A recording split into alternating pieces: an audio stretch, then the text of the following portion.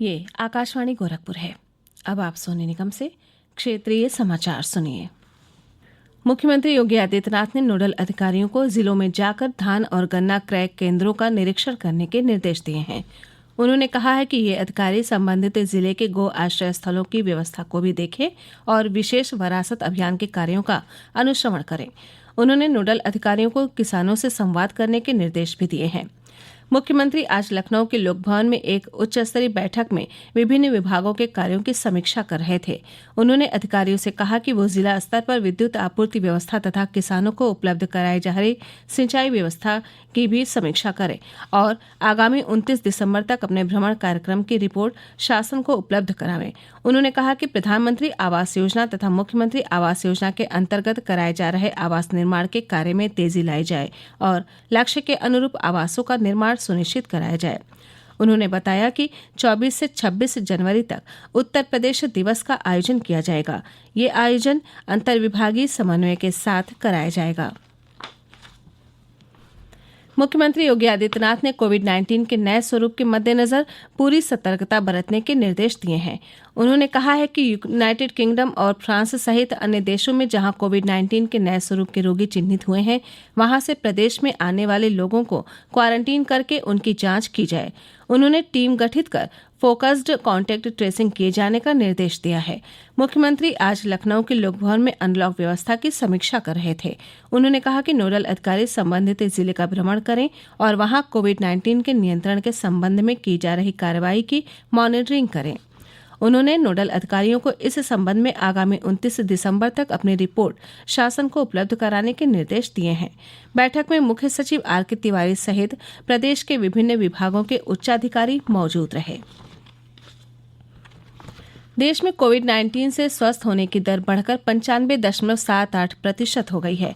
स्वास्थ्य मंत्रालय के अधिकारी ने कहा कि पिछले 24 घंटों के दौरान 22,200 मरीज स्वस्थ हुए। अब तक 97,40,000 से अधिक मरीज स्वस्थ हुए हैं। पिछले 24 घंटे के दौरान 22,200 लोगों में संक्रमण की पुष्टि हुई। संक्रमित लोगों की कुल संख्या 1,01,69,000 से अधिक हो गई है। पिछले 24 घंटे में संक्रमण से 251 लोगों की मौत हुई है। इसके साथ ही मृतकों की संख्या 1,47,343 हो गई है। देश में इस समय 2,81,667 मरीजों का इलाज चल रहा है। प्रदेश सरकार ने राज्य के लोगों से अपील की है कि कोरोना संक्रमण का प्रकोप भले ही कम हो रहा हो, लेकिन फिर भी सतर्क रहने की जरूरत है। कंटेनमेंट क्षेत्र और अधिक संक्रमण वाले इलाके में रोगियों की संख्या घटी है। हमारे संवाददाता ने बताया कि राज्य सरकार प्रतिदिन लगभग 1,70,000 लोगों की कोविड जांच करा रही है।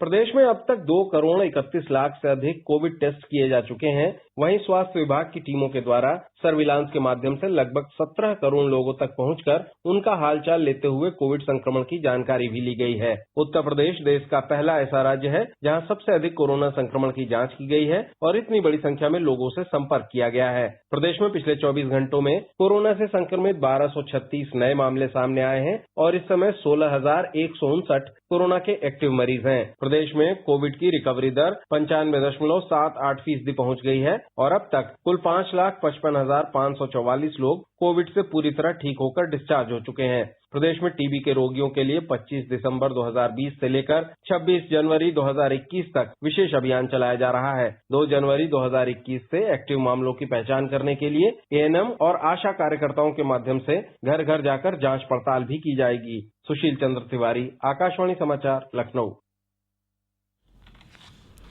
पत्र सूचना कार्यालय उन सभी पत्रकारों की जानकारी एकत्र कर रहा है जिनकी मृत्यु कोविड के कारण हुई।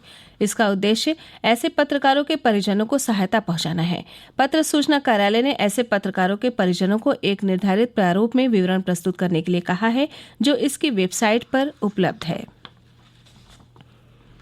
कासगंज जिले के कोतवाली क्षेत्र में कैनाल बाईपास पर कल देर रात एक कार अनियंत्रित होकर सड़क के किनारे लगे ईंटों के ढेर से टकरा गई, जिससे कार में सवार 5 लोगों में से 4 की मौत हो गई। एक घायल व्यक्ति को इलाज के लिए अलीगढ़ भेजा गया है। पुलिस सूत्रों ने बताया कि मरने वाले मैनपुरी जिले के थे। इसी के साथ क्षेत्रीय समाचारों का ये बुलेटिन समाप्त हुआ। नमस्कार।